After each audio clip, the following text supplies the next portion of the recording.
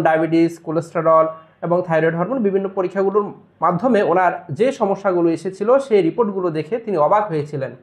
এবং সেই রিপোর্টগুলো যদি আপনাদের সাথে একটু শেয়ার করি, তা হচ্ছে প্রিয় দর্শক দেখতে পাচ্ছেন ওনার ডায়াবেটিস ছিল ওনার 19.50 এবং ওনার HbA1c অর্থাৎ 3 মাসের ডায়াবেটিসের গড় ছিল 12.2%, যা তিনি পূর্বে জানতেনই না যে ওনার ডায়াবেটিস রয়েছে।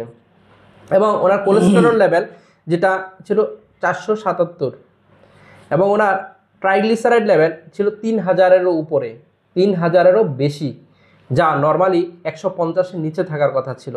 এবং কোলেস্টেরল যেটা 200-এর নিচে থাকার কথা ছিল সেটা ছিল 477।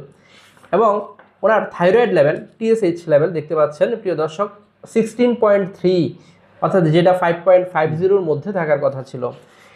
এবং ওনার এই সমস্যা নিয়ে তিনি যখন এসেছিলেন এবং রিপোর্টগুলো যখন দেখলেন তিনি অনেকটা অবাক হলেন